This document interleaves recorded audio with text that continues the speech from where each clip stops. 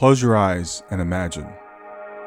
What if the things in life that cause us the greatest pain, the things that bring us grief, are challenges? Challenges designed to help us grow, to ultimately become what we were always meant to be. We feel like we've been buried, but what if, like a seed, we've been planted? And having been planted, we grow to become a mighty tree. Now, open your eyes. Open your eyes to this way of viewing life. Come with me as we explore your true, infinite, eternal nature. This is Grief to Growth, and I am your host, Brian Smith. Hey everybody, this is Brian back with another episode of Grief to Growth. And today I've got with me a fascinating gentleman. His name is Mr. Allen Klein. Comedian Jerry Lewis had said that Allen Klein is a noble and vital force watching over the human condition. Mr. Klein is also known as the Jollytologist and ambassador of light. And he shows people how to use humor and positivity to deal with life's not so funny stuff. He's an award-winning professional speaker. He's a TEDx presenter, and is the author of The Healing Power of Humor, The Awe Factor, and the book we're going to talk about today is Embracing Life After Loss. He's also a former hospice volunteer and director of the Life, Death Transitions Institute in San Francisco. So with that, I want to introduce everybody to Mr. Allen Klein. Hi, Brian. How are you? Good, Alan. It's good to have you here today. And you know, I brought a friend with me. I hope it's okay. Dr. Fauci is here with us. Oh, cool. Dr. Fauci. I like him. Yeah. Yeah. So he'll be right here standing by. Yeah, I'm a big fan of Dr. Fauci, big fan of that. So I want to talk to you about we talked earlier before we had started, and I asked you about doing comedy, and you said you actually do humor. So the first question I want to ask you is, what's the difference between comedy and humor? So for me, humor is an attitude that we have to the world. So we look at lighter things. Laughter is another word in there, is when we see something that kind of tickles our funny bone, we start to laugh. Mm-hmm. And comedy, I think, is helping. It's the comedians helping people find the humor. Or comedy would be something that we find funny. We call it comedy. Mm-hmm. But the humor is more like looking for that comedy. It's not comedy itself. Okay. So it's kind of opening yourself up, having an attitude of finding the funny, or changing your attitude to see the comedy in something that maybe not everybody would see the humor in. Mm-hmm. Yeah. So for an example, I did a lot of research, and there wasn't very much out there about humor and death, dying, and grief. Now, most people would not find anything comedic or anything to laugh about in that circumstance. Mm-hmm. And so what I was showing people is that yes, even in those difficult times, there is humor, there is comedy. And not only is it there, but it could be very beneficial to help us lighten up about loss. Okay. So So that's my definition. Yeah. when did you come across this idea of looking for humor in subjects like grief or loss? How did this occur to you? Well, it happened with my wife. She got a rare liver disease, primary biliary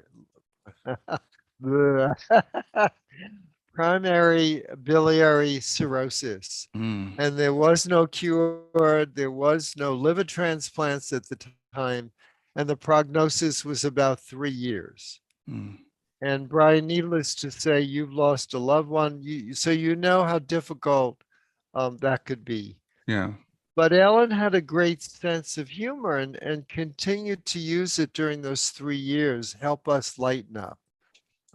Give you the example that I often tell other people. And she was in the hospital with a copy of Playgirl magazine with the male nude centerfold. And she said, hey, Alan, I really like this man this month. Can you, this nude man, can you put on the wall over there by the window? And I said, Ellen, this is a hospital. It's a little risque for that. And she said, well, maybe you're right. She said, why don't you get a leaf from the plant over there and cover up that part? And Brian, I did that and things. So the first, we're fine for the first day, fine for the second day. But by the third day, the leaf starts shriveling up. And we would look at that and we would start to laugh. Mhm. And I realized after Ellen was gone that how much that laughter helped us rise above the situation. And maybe it was only 5 or 10 seconds, but it gave us a reprieve, gave us a perspective. And I realized how humor could do that. And I realized that's why it's so vital in death and dying situations. Mhm. And most people say, well, how can you laugh at a time like that? And I just thought it's the opposite. You know, how can you not laugh at a time like that? Because it was the humor, it was the laughter that helped us rise above the situation. Yeah, and I think that would be something that people would say is, we don't like the topic of death and dying anyway, and we don't like the topic of grief. And I think we feel like we have to go into it. We have to be serious. We have to be serious about it. So I like the idea of you giving people permission to lighten up a little bit. To not take life quite so seriously. Right. And it is serious, and we are losing someone we love. Hmm. Um, but what the research is finding is that humor could help us cope with almost any situation. And so maybe this is really vital in this kind of tragic, what some people call tragic situation, is we need a little bit of reprieve. We need to put that grief in the background for a while because we need to continue living. I remember when I was a hospice volunteer, I worked with a woman who lost her mother, and it was a young woman in her, I think she was in her 30s, Hmm. and she lost her mother. And as a volunteer, I was trying to help her get through this situation. But for 2 years, her life kind of stopped. Hmm. This young woman's life stopped. And I thought, this is like a double loss. This is the mother was gone, she died. And now the daughter was not getting on with her life. And in some sense, her life was lost too. Yeah. Yeah. So how does your book help us with that? I know that you mentioned that there are 5 stages of going from loss to laughter. So what are those Right. stages, and how do we navigate ourselves through those? So I'll go through them quickly and then we can go back and look at them if we want Yeah. in more detail. Okay. So I don't know if you know or who your listeners know who Kubler-Ross was, but Yes. she Yeah. worked in death and dying and she talked about 5 stages. Hmm. So I thought if Kubler-Ross has 5 stages, I want I want 5 stages. Hmm. But mine all began with an L. So it's losing. To realize that life does not go on forever, that all going to die, that loss is part of life. And I thought, what if we live forever? What would that be like? This planet would be, it's already overcrowded in some areas. There are already food shortages in some areas. Imagine if we all live forever. Hmm. It would be disaster. So, on some level, I think nature has a way of like cleaning out, you know, vacuuming some of the dust there by having death in it. Um, so losing death is part of life. I think we Hmm. have to realize that. Hmm. Second L is learning. We usually don't learn a lot when things are going well. It's when things are not going well, like in loss, that we could learn our greatest lessons. How to be more loving, how to be more caring, how we only live for a relatively, even if we live to 100, relatively short amount of time in the big universal span of time. And that it's important that we learn from that, and that none of us know when we're going to die, and therefore we need to be kinder to other people. We need to do what we want to do in life. We need to be more gentle with ourselves and other people, so we can learn certain lessons from loss. Hmm. I'm sure when your daughter died, you learned some things about yourself and Yeah, about life. I'm still learning. It's been 6 years. Yeah. Yeah. So um, I think death is like a wake-up call uh, about our own life, because sometimes we go through life where we're either do it in road, or we don't pay attention. And I think is death is like a knock on the head, like you're going to die someday too. Pay attention to what you're doing, in the world. So Hmm. I think learning is the second L, Hmm. losing, learning, and then letting go. We need to move on. As I mentioned, the daughter and her mother just recently, that, she just got stuck for 2 years. Hmm. So in order to get on, we need to get on with life. We need to start letting go. And I think in my book, I talk about two ways of letting go. One is to forgive. Hmm. And around death and dying, there could be a lot of forgiveness. Forgive ourselves for not being able to help the person who died. Forgiving other people for not knowing what to say when someone dies. There's all kinds of forgiving that we could do around death and dying. Hmm. And then the other is gratitude, being grateful for maybe what that other person taught us.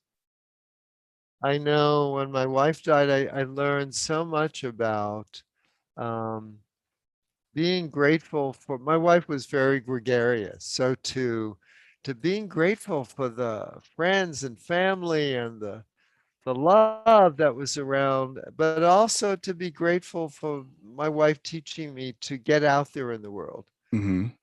to be more open, to be more to look for you. We talked about my awe book, my recent book, The Awe Factor, but how to find the wonder and the amazement in life, because Hmm. life is so can be so joyous. So I learned a lot. And then the fourth L, so losing, learning, letting go, living. And at some point, yes, it's important to grieve. I'm not saying it's not important, but we need to go on and live again. And I think one of the ways that people have lost someone could do that is to volunteer. Because I think when we're helping others, we kind of help ourselves to start to get back to life again. Hmm. That it really helps us um, not focus so much on ourselves, but focus on giving to other people. Yeah. So I think that's living. And then finally coming to laughter. Okay. Okay. That um, uh, just getting more laughter in our life. And actually, there was a research that showed, they did a 2-year study. George Bonanno is the researcher's name. He wrote it's in one of his books. I forget the title. Hmm. Um, but he did a 2-year study of spouses who were grieving the loss of the other spouse. And they found that those the survivors that could find something to laugh about in their while grieving, did so much better. 2 years, the test was a 2-year study. So they tested them 2 years later, and they did so much better, people who found laughter while grieving, than those people who didn't find anything to laugh about during those 2 years. Yeah. Yeah. So it's so important. I'm not saying tears are not important, but I notice some people go, well, I can't laugh. They feel guilty about laughing. Yes. It Hmm. doesn't mean that your loved one will think less of you, you know. In fact, I did a small study of people when I was writing the book of, what people wanted their loved ones to do after that person had died. And I'd say over 90% of the people said, my loved one would not want me to be upset for a long time. They want me to grieve, but to go on with my life, particularly if they had children Mhm. They wouldn't want their children to be somber, for years and years and years. They'd want to enjoy life, to laugh again, and to have a good time. So Yeah. even the dead spouse, the survivor thought wanted them to be more joyous. Yeah, it's interesting because you bring up an interesting kind of paradox I think we go through. We know that our spouse or our loved one who's died would want us to be happy, but we feel guilty about being happy. We feel like we shouldn't allow ourselves to have that. We're supposed to be sad. This is what it's supposed to be like, and I'm not honoring them if I'm happy. And that's just, frankly, a thought that I had with my daughter when my daughter died. Yeah, That yeah, that because I love her so much, then I could never be happy again. And I think that's a very from the people I've talked to, that's a very common feeling that people have. yeah. And I would think that you could switch that because it's all up here. It's all how we're relating to loss. Switch that to, okay, so she was fairly young. I'm sure she was very playful as a kid. Wouldn't she want you to be playful and remember the laughs you had together or the Yeah. play you had together? Yeah. Yeah. Well, let's go back through those again, because I think those are very important things about being intentional about as we process through our grief as we go through it. So the first L is losing, and I would frame that as more maybe acceptance of the reality that I'm in now, because this is a thing that happened. This is a thing that does happen. It's interesting. You mentioned that we seem to be surprised by death, even though we all know that someday this is going to happen. I was speaking with someone just a couple of days ago, and this is a person who was with someone like the love of their life, and they said it wasn't supposed to be like this. We were supposed to go together. And I said to this person, how often does that happen? When we get married and we say till death do us part, we kind of know that's probably not going to be. We don't typically both go together. So it's just accepting this reality of this existence, that grief is going to be a part of it. Right. And yeah, and that everything that lives dies. You know.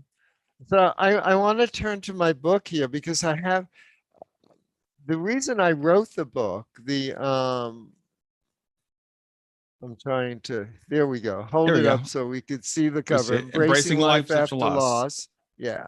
Mhm. When my wife was dying, or after she died, I was in severe grief, Mhm. and I was looking for books that would inspire me, that would kind of hold my hand, that would lift me up with Mhm. inspirational quotes or thoughts or stories or comments. And what I found was mostly books to were 200 to 300 pages or more thick. Mm. They told me how I would not be doing well, that I would probably lose my appetite, that I might be depressed, that I might lose my sleep, and I thought, I don't need to hear this. I wanted something uplifting. I Mhm. wanted something where I could just open the book and read something that would uplift me for the day, that would Mm. motivate me to go on. Mhm. And so I did this book that has, each page has a thought, has a quote, has something that people could um, just think about and in their life and help them move on with their life. So Great. Yeah. that's the structure. Yeah. Brian, this was kind of amazing. When my wife was dying, I went to a therapist because it was a 3-year process and it was pretty severe. Mhm. And I was pretty down. And after the second session, he told me, "Well, Alan, life is difficult." And I got up and I left the office. I said, "I'm not paying you whatever it was in those days to tell me life is difficult. That is exactly what I'm experiencing." Yeah, I know this. Yeah, yeah, I know this. So often books or other people, tell you stuff, and I don't think people that agree we need to hear that. Mhm. So let me just here's a quote that I like. Mhm. it's kind of a reminder that people, our loved ones live forever in some sense. The body's gone, but the spirit lives on. And Hmm. so this is by Gahil Gibran, the poet. He Mm. said, the lights of stars that were extinguished ages ago still reach us. So it is with great men who died centuries ago, but still reach us with the radiation of their personalities. Yeah. Yeah. So a lot, those people, they're still around. I feel my wife is still around Do you? Okay. on Yeah. some levels. I think maybe you feel your daughter is still around. Oh, I absolutely do. Yeah. Yeah, I yeah. absolutely do. And it's interesting. I come from that perspective where I believe that we are eternal beings. I think we don't really die. But even if you don't, the fact is that memory of that person is still with you and will always be with you as long as you're here. And you can always draw on that. You can always, talk to them and carry them forward with you. So Right. again, back to that first L of losing, and when you got to the third L of letting go, I was a little bit nervous because the idea of letting go of my daughter is something that I'm never going to do. But you talked about forgiveness. You talked about having a spirit of gratitude, because in traditional grief counseling many years ago, they would tell you, okay, just get over it. It's the relationship is over. You need to accept reality, and you need to move on. That person is gone. And they found that method of grief counseling, frankly, didn't really work, because it's like you said, it's like going to a therapist, it's telling what you already know. That's why you're there. But this idea of being able to bring that person forward with us, and to do things in the memory. I mean, I'm sure your wife, this book you've written, is a tribute to your wife. It's a continuation of her legacy. Hmm. I should tell you a story. When I first was doing humor and death and dying workshops and stuff, Mm-hmm. I wasn't sure this is what I should be doing, particularly because I almost failed speech in college. So for me to get up and speak in front Mm. of a group was like terrifying. So I was doing this 3-hour workshop, and there was a break in the middle. And just before the break, I happened to look way in the back, in the corner. There was a woman that looked exactly like my wife. Mm. And in fact, I got goosebumps. It was one of those goosebumps moments. And I thought to myself, well, the break's coming up in 5 minutes. As soon as it's over, I'll go and speak to this woman because this is kind of spooky. Yeah. And the break came, and I started to go to this woman, and somebody tapped me on the shoulder to ask me a question. I turned around and chatted with them. Turned back, that woman was gone, and she never came back after the break. Hmm. Wow. Whether she was there or not, I don't know, you Yeah. know? Yeah. Yeah. But I was thinking about it later, and I thought it almost didn't matter if she was there or not. What, for me at least, it was my wife telling me that what I'm doing, is the right thing, and I should continue to do it, and it's going to help a lot of people. That's awesome. That's awesome. Yeah. So I'm So, curious, did your speaking start after your wife passed? Is that when you started doing, because you've done TEDx talks and you've done all kinds of speaking. Is that when it started? right. See, Brian, I had this passion because humor helped both her and me deal with the process. Again, there Mm-hmm. were lots of tears, but Mm-hmm. humor was pretty predominant about laughter and just almost kind of trying to go on with our life in spite of what was happening, enjoy our life, in spite of it. It Mm-hmm. was disco time, so we used to go disco dancing, things like that. Wow. Um, so after she died, I just had this passion to share, how we laughed together. Yes, we cried a lot together then, but we also laughed a lot. And when we were married after about 10 years, we would question, why are we still together?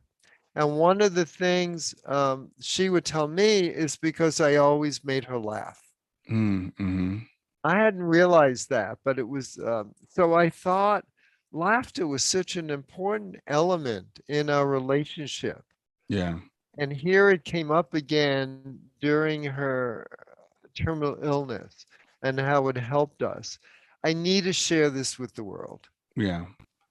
Yeah. And so I just, as afraid as I was of getting up and speaking, I got up and talked about it. And then I joined the National Speakers Association, and one Mm-hmm. conference I went to, I don't think that was true, but what I heard almost every speaker say, if you want to get ahead in the speaking business, you need a book. You need to write a book. Yeah. Yeah. And I thought, I need to write a book about the healing power of humor, tell the world about it.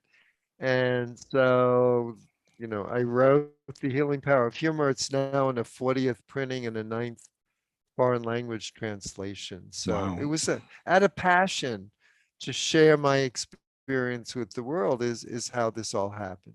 Yeah. Well, you brought up several really good points there. And I think one is about, an idea of balance. Life it's not all tears and it's not all laughter. It's both. And we have to feel all of the emotions. And so when we're going through these dark days that we're going through, it's okay to take a little break, to have some humor, to laugh and to make memories even while you're going through that time. It doesn't have to all just be over when we're going through that. Right.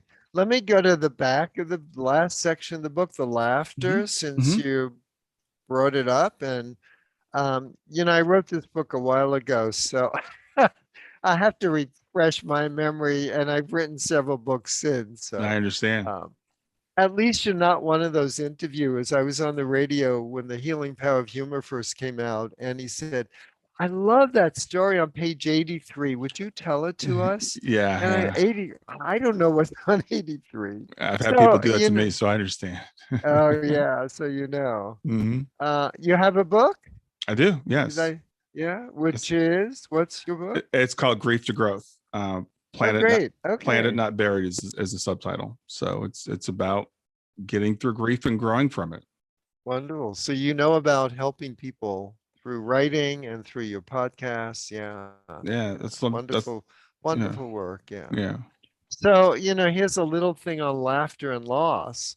And, we think we can't, but how often have you been at a funeral and you look in the coffin and people go, oh, they've never looked so good. Mm-hmm. Kind of crazy. Or a hospital gown, you think, now I know why they call it ICU because it's, open in the back. So, Hmm. or tombstone. There's a lot of funny tombstones. One of them that I like is, see, I told you I was sick. Yeah, that's my favorite. Yeah. So, there is laughter there. Let's see what else I wrote in this section. The power of humor.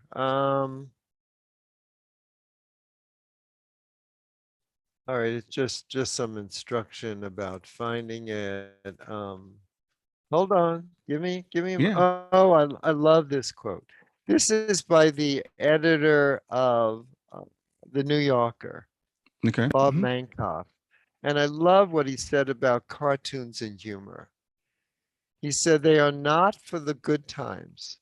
They're for all the bad frustrations, annoyances, and things bordering on the horrible that happen. Mm. And they're even for the horrible things that happen to other people. It's a certain little anesthesia of the heart which is necessary. So he talks about humor as being an anesthesia of the heart. Yes. I Yes. love that what he said about that. We'll get back to grief to growth in just a few seconds. Did you know that Brian is an author and a life coach? If you're grieving or know someone who is grieving, his book, Grief to Growth, is a best-selling, easy-to-read book that might help you or someone you know. People work with Brian as a life coach to break through barriers and live their best lives. You can find out more about Brian and what he offers at www.grieftogrowth.com,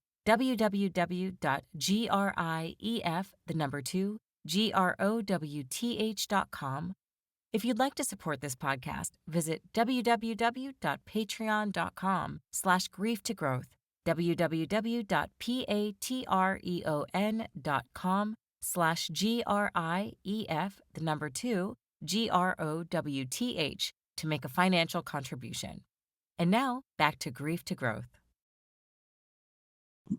I think that's extremely important. And even starting out, humor is not necessarily for the good times. It's for the bad times. It's during those times. And you mentioned it when we were first opening about needing that little bit of escape sometimes from the bitterness of life and balancing that out. And you talked about it when you talked about the letting go, when you talked about forgiveness and gratitude. And those are two really key things I found when you're going through grief that people really need to really understand, that forgiveness is so important, that letting go of blame and of guilt. And a lot of times, especially, it's forgiveness for ourselves. It's like, we have to understand that we did everything that we could do. We did the best that we could do at the time, that nobody is omniscient or omnipotent or omnipresent, that even the doctors that might have, why couldn't they have saved her? All those types of things, they don't serve us. So we need to learn to let go of those things. Right. Yeah, I have a number of pages for, forgive yourself, forgive your loved one for dying. Yeah. Yeah. The very basic thing, Yeah. That's an important one. Yeah, forgive the doctors. That's a big thing. I remember when the doctor told my wife that she had a terminal illness, it was kind of weird, but he stood at the door of the hospital room rather than coming to the bed to tell her. Mm-hmm. There was something inside of him that feared death, feared Mm-hmm. telling people of their terminal illness. So on some level, I had to forgive him. Yes. Yeah. I had to forgive people who turned away from her at the time. But they were dealing with a lot of, she was young. She was 34 and 31 when we found out. Wow. They were young, they realized that if she's ill, that maybe this could affect me on some, I could die young too. So Mm-hmm. a lot of people are afraid of their own death. So, we need to forgive them for not showing up when we needed them. Yes. There was just so many things to forgive. There are, but the thing is interesting, because I've talked to people that say, well, I can't forgive. I can't let go of that. Maybe their son or their daughter was murdered, or something else. And the thing that people really need to understand is forgiveness is not for the other person. It's not like we're asking you to do this, this great act of humanity. It's for you. It's for you to let go of this, because holding on to that anger, I forget who said it, it's like carrying around a hot coal and expect it to burn the other person, or like drinking poison expecting the other person to die. It's only hurting you. And when we can practice forgiveness, it frees us. There's when we are holding a grudge against somebody, we're actually creating a bond with that person, and we're dragging them around with us, in a very real conscious way. And when we forgive them, we release that bond, and we let that go. Yeah, there's a story I have in one of my other books about a teacher teaching the class about forgiveness. And she had them take a potato sack and put potatoes in it and then carry it around the room. And then she had them one by one take out a potato, of who they want to forgive. And how much lighter that thing they were carrying around became. It was such a vision for me. It was such a visual thing to teach kids how to forgive. I thought it was wonderful. It is. I think it's really wonderful. Like the thing, and then that's a great example that shows it's not necessarily for that other person. When and it's Jesus said, forgive 70 times 7. People are like, that's a lot. People are just going to abuse me, and I can't do that. And I've actually gotten to the point, I've read several people talk about now they practice pre-forgiveness. I was interviewing a gentleman, Pierre Pradervand, and he was talking about, I just forgive everybody of everything. I just practice forgiving people before they even do things that are wrong. So it's to the point now where it's like, I don't have to worry about it. Yeah, I love, what you're just saying. I wanna move to gratitude, because I do a pre-gratitude thing. Mm-hmm. It's like one specific example, I was going to Europe and I applied for upgrades on United Airlines. I had a lot of miles, but they wouldn't give them out until the day of the trip. Mm. So for a month above my computer, I put, "Thank you, United Airlines, for upgrading me," as if Mm. it already happened. Mm. Okay. Okay. And it's a long story, but after two canceled flights, the third flight I was upgraded. Oh, wow. So I believe in a lot in gratitude and a lot in being grateful even before it happens for what you want to happen. And Yeah. the other thing about gratitude, what I found is the more I'm grateful for the good stuff in my life, the more good stuff comes into my life. Yeah, I think that's absolutely true. And again, people that are early in their loss and their grief might say, well, there's nothing to be grateful for. My son or daughter just died. My wife just died. I just got this terminal diagnosis. I just lost my job, whatever it happens to be. And the thing is, no matter where we are, there's something to be grateful for. There's always something to be grateful for. And Right. I was talking with someone the other day, and we were talking about Viktor Frankl, the book he wrote, Man's Search for Meaning, that he wrote, that he right after he got out of a concentration camp. And if you can find meaning in that, or you read, I have a person I interviewed for my show, Terry Dillion, who has ALS, terminal illness, and she's like in her early mid-30s. And so when you look at people like that, if they can find something to be grateful for, then we can. And this, actually, for me, it's like you said, it's a practice. Every day when I wake up, I'm like, what are 3 things I'm grateful for? And it might be that my house is warm in the winter or my house is cool in the summer. I was in the bathroom this morning. I was like, what a miracle to have electricity. Just to be grateful for it when you have it, because when the power goes out, then you realize what a miracle is when you have it. So why not be grateful for it while you have it? Right. I had a wonderful teacher that once said, "To want what you don't have is to waste what you do have." Mm, mm, And I think that's so relevant during the pandemic. And people, well, I haven't been out to eat in the restaurant, or okay, you don't have that, but you have food in your house. I know a lot of people learn how to cook during yeah. the pandemic. So be grateful for that. And you're right, this when my wife died, it was difficult at the beginning, but then I start looking at all the things I still had. I didn't have her. Right. That was the not so great part, but I still had my daughter. I still had a work that I enjoyed doing. Mm, I still had a house to live in. I still had really good friends. I still had food on the table. I still lived in the city that I wanted to live in. I mean, on and on and on. mm-hmm. So I think one of the things people who are grieving a loss is to kind of put that loss in the background for a bit and look at all the stuff in front of you that you have. Well, I think that's the human condition by default. And it's partly built in because, that's why humans are always striving for more, because we're always looking, how can I do this better? And that's a good thing. So that's not a bad thing to have, but it can actually bring us down unless we learn to balance it out. And that's where the practice comes in. As you said, and, I can always say, I don't have my wife, or I don't have my daughter, or I just lost my job, but COVID's a great example. I can't go out to eat in a restaurant. Well, okay, but you have food, you can cook at home. And how much money have you saved over this last year? And how much sweeter is it now that we can go out? I went out with friends a week ago, this past Saturday, for the first time in over a year. And we went out to some microbreweries, and we sat in chairs by the river. We watched people kayaking by, and I'm getting goosebumps just talking about it, but it was so much sweeter than when I could do it every weekend. Yeah, I love how you label it. So much sweeter. It is, and it's like walking in the street. I'm fully vaccinated if I choose not to wear a mask. Mm-hmm. That is just. It's like all these little things that we never thought about when they're taken away from us, and Mm-hmm. now they're coming back, and they're much sweeter.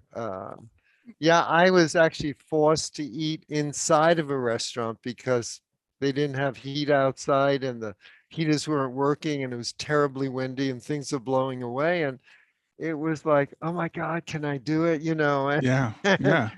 but they had the doors open and seated people away from each other and it was fine. But it was like, oh, this is what it was like. This is Yeah. what it In used the to be before like. And times. Yeah. yeah, so it's yeah, so just appreciate, be grateful, I think, for what you have, and you don't know when it's going to be taken away from you. Right. Like with all these things we're missing or have missed in the last year. Yeah. Well, it goes back to what you said, at the very beginning. You talked about death kind of being baked into this whole thing, and what would it be like if we lived forever? Part of the beauty of life is the fragility of life.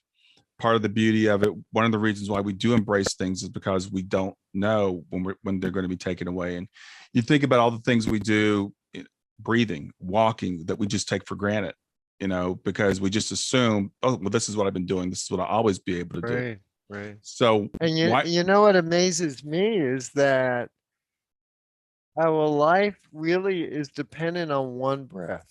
Mhm. If you stop one breath, that's it. Yeah. And one of my great teachers, I don't know if you know his book, Stephen Levine, he wrote Who Dies, among other books. Um, but he used to do a lot of workshops. I would manage some of them. And Hmm.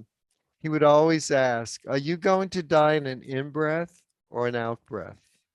Hmm.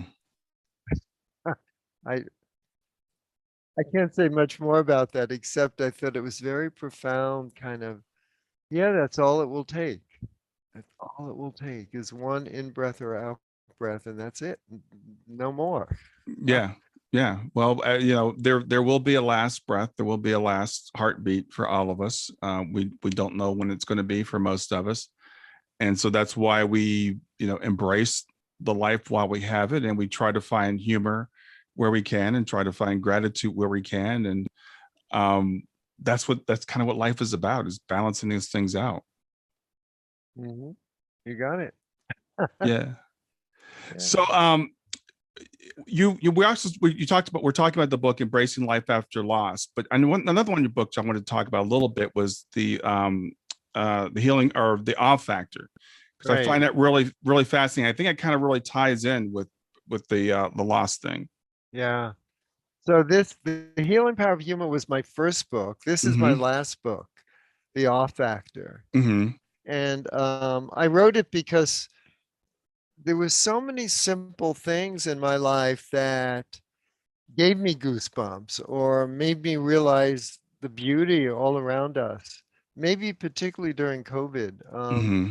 And I realized I don't often stop and smell the roses. I don't stop and pay attention. So Mm-hmm. I started interviewing people. I started looking at my life. What were those awe moments? What were those wow moments? And I have some incredible stories in here, but just from my own life, and some of this I talk about in my TED Talk, which is about intention and setting your intention. But Mm-hmm. um, just finding the publisher was an all moment. It's a very long story, so I'm not going to go into it. But um, walking in a bookstore to do a book signing, and this woman is totally crying at the counter because she lost her husband, and Mm-hmm. taking her aside for a half hour and chatting with her and hugging her uh, and giving her some guidance. That was an awe moment. Just being, walking in a store. Just I could have been 5 minutes late. She might have left, or vice Right. versa. Right. Same thing. I was on top of Yosemite going up to Vernal Falls, and somebody was coming down the other path, and he looks at me and he goes, "Alan?" I didn't recognize him. It was one of my apprentices 40 years before, when he was an apprentice. When I used to be a scenic designer in summer stock, and I Hmm. was the designer. Oh, wow. Is that not an awe moment? I mean, what are the chances of us being right at that split second together?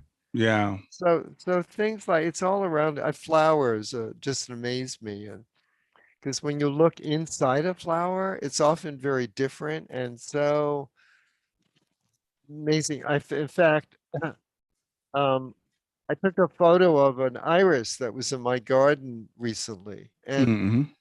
it's just amazing. The Yeah, color, the textures. I put it on Facebook and somebody said it looks like a dancing iris. it does. Yeah, you can see the motion in Yeah. it. Yeah. It just so, and nature, by the way, is the biggest generator of awe. And the reason I wanted to write this book because the research, one that came out last September, is they found that they sent two groups of people, older people, on walks, 15 minutes a day, once a week for 8 weeks. And then they did some tests with them. And they found those people that they were told to find some awe in their walk or something that was wonder or amazing for them, Hmm. that they had more positive emotions, less negative emotions, that they said they were less upset and that they were happier. Hmm. And the other group said when they went on their walks, they were often focused on some of the stress in their life, some of the negative stuff in their life. Yeah. And Yeah. so just looking, just having that intention of finding a little bit of wonder in your life could could make you much happier and healthier. Yeah. I think it was Einstein that said that you can look at life as either everything is a miracle or nothing is a miracle. That's And in the book. Yes. the older I get, and this is wild because I'm an engineer. My background is chemical engineering, so I'm a very, Oh, logical kind of person. But the older I get, the more I think the universe is magical. And you talked earlier about, the pre-gratitude thing, which some people call the law of attraction. And so the question is, when we practice this gratitude or we practice awe, is more awe coming into our lives, or are we just noticing more awe and it's already there? Because everything can become a miracle. I walk for an hour and 45 minutes every day.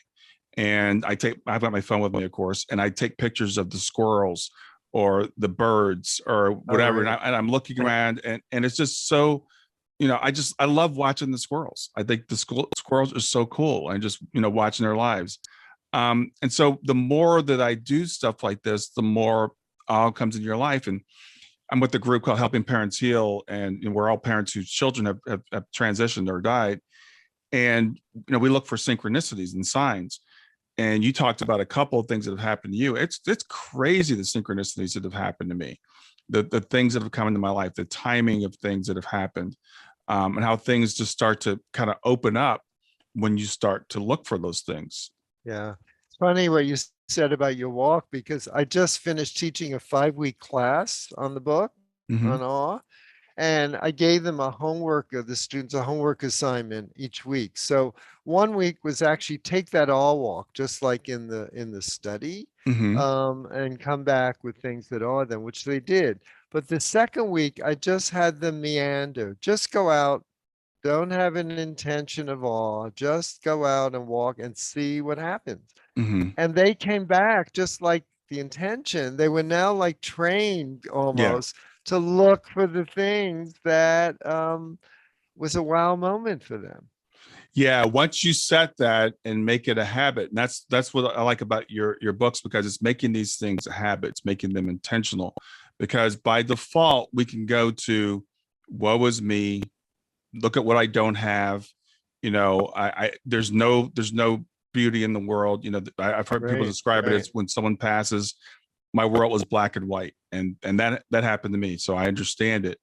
Yeah. But it's getting that color back in the world. It's getting that, it's really recognizing what's going on around us, and that, yeah, there are still good things in my life. There's still things that are still worth pursuing. And in your case with your wife, passing when you were a very young age, launching you in this completely different trajectory than you probably would have been on otherwise. Right.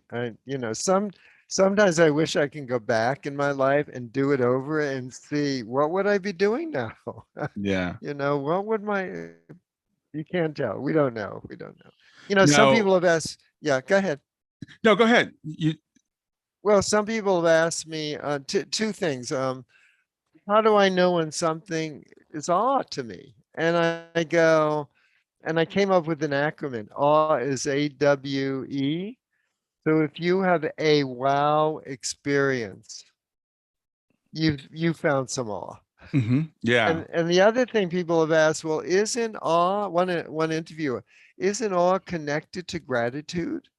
And I absolutely. said, yes, absolutely. Because Yeah, if I can look at that flower and I'm grateful for it growing in my garden and being part of my life, that and it awes me. And so yeah, there is a connection. yeah. Um, I remember when my girls were little, my wife, we had dandelions in the yard, right? The girls were like, "Why are you killing the dandelions?" And we said, yeah. "Because they're weeds."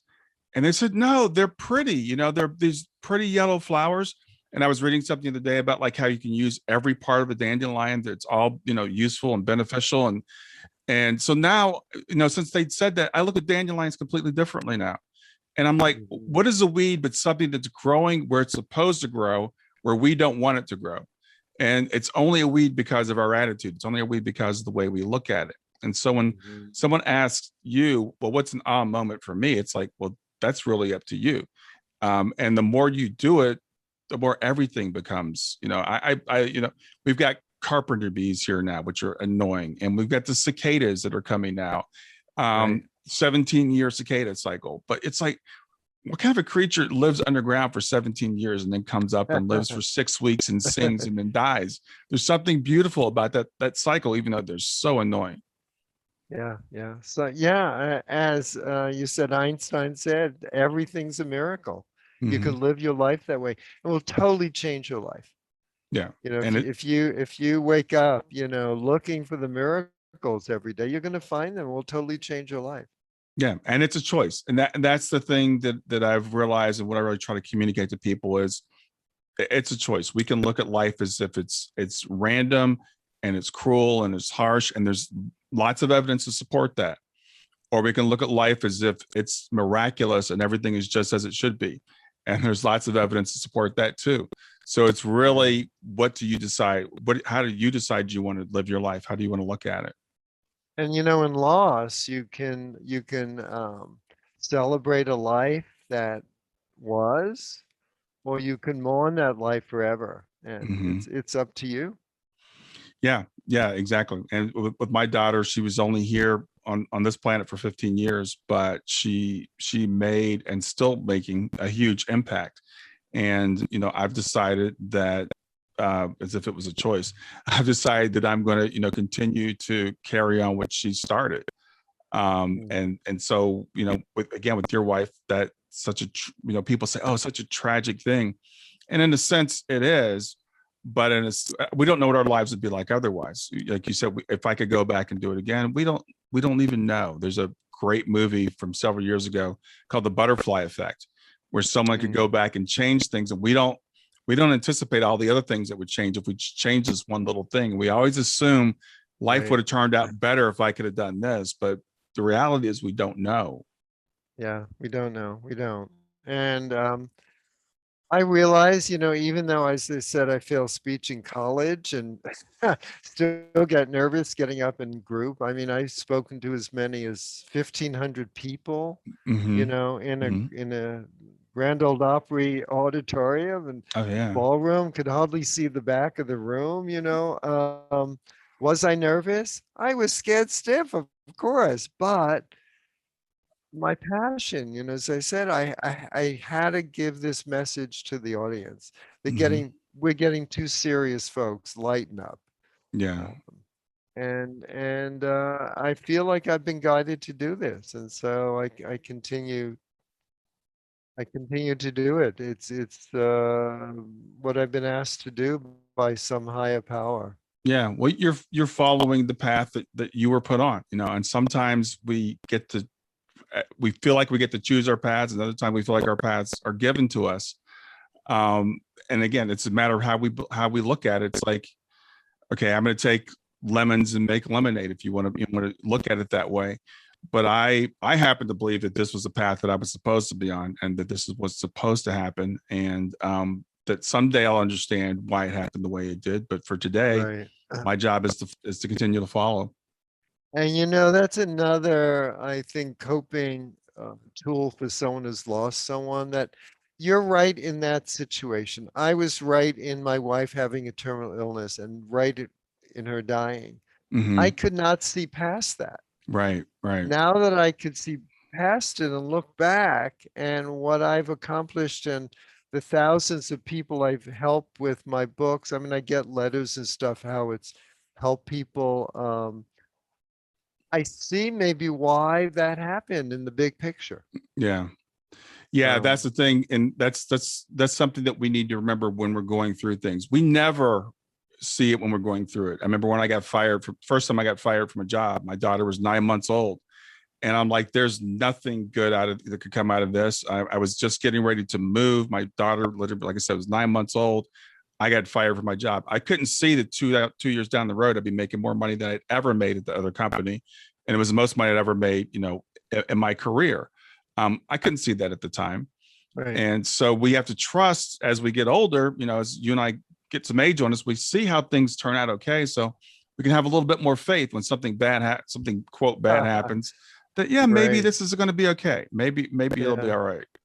Yeah. And I have a similar thing. As I said, I used to be a scenic designer at CBS television. Mm. And I was designing, you may not know, Merv Griffin, Jackie Gleason, and a number of those Oh shows were yeah. moving to the West Coast. We were on the East Coast. So they let go of the staff. And then they gave me soap operas to do, and I didn't want to do that. So they took those shows away from me. I had nothing to do, and I was let go from CBS, and I thought, oh, this is terrible. This is Hmm. awful. But it got us to move to the San Francisco, where we've always wanted to live. My wife was from there. We Hmm. got a Victorian house that you see part one room, my office in it. Hmm. Um, things totally changed and for the better. Yeah. We just can't see Yeah. what's ahead for us. So we need trust. We need to trust. Yeah. And it's interesting, as you said, that sometimes those things that we cling to are actually holding us back, Mm. and we need to be forced to have them ripped out of our hands to Right. say, Right. because now you've been in San Francisco for how many years now? It's been, Oh, for over 40 years. yeah, Yeah. yeah. Yeah. And now my house is worth an incredible amount of I'm money. sure. Yeah. Victorian house in San Francisco who would have ever thought I'd have this, Yeah. so. Yeah. And that's the thing that I love about your books and the conversation we're having now, because if people can just, while we're in the moment, just relax a little bit and say, it's going to be okay. It's going to be okay. I don't know how this is going to work out. I don't know when it's going to work out, but it's going to be okay. And it always is. Here, I'm just reaching for right behind my computer, this sign that I Mm-hmm. Yes. have. Yes. Just to remind myself, Yeah. yeah. I interview a lot of people who have had near-death experiences, and I had a woman on, her name is Heidi Craig, and she's had an incredibly difficult life, and she had this near-death experience. And she said, I learned three things. One was everything will be okay, that everything is okay, and that we're unconditionally loved more than we can ever imagine. And I was like, if we could always remember those three things, and if we could always Right. remember that, no matter what things look like, it's going to be okay. And that's the message we get, all these, from spiritual people and seekers and stuff like that. And so we just need to learn to trust that as we're going through all the trials and tribulations we go through. Right. Not easy. No, Sometimes not no, easy, no. but the more we can, remember some of those things, the easier it becomes. Yeah, absolutely. Well, Alan, I've really enjoyed having this conversation with you today. It's great getting to meet you. Tell people, again, remind people of your book, how to spell your name, where they can find it. Right. So the books we talked about, my first book, The Healing Power of Humor. Mm-hmm. The Awe Factor, my latest book. And one of the spiritual sites online said it was one of the best books of 2020. Mm. So spiritual books, best spiritual books. And the book we mostly talked about today, Embracing Life After Loss, they're all on Amazon, or your local bookstore could order it, or Barnes and Nobles, or anywhere online. And spelling my name, because spelled differently sometimes, ALLENKLEIN, and can go to my website, www.allenklein.com. Awesome. Awesome. Well, Allen, again, it's been a pleasure getting to have this time with you today, getting to know you a little bit better. Keep doing what you're doing, bringing joy to people in the world. We need more of that. Thank you, and good luck to you, your book, your podcast. I look forward to telling other people to watch it or listen Awesome. to it. Awesome. So thank you. All right. Enjoy the rest of your day. You too. So that does it for another episode of Grief to Growth. I sure hope you enjoyed it. If you like this content, make sure you subscribe. So click on the subscribe button here, and then click on the bell to receive notifications, and click on all. That way you'll be notified whenever I release new content.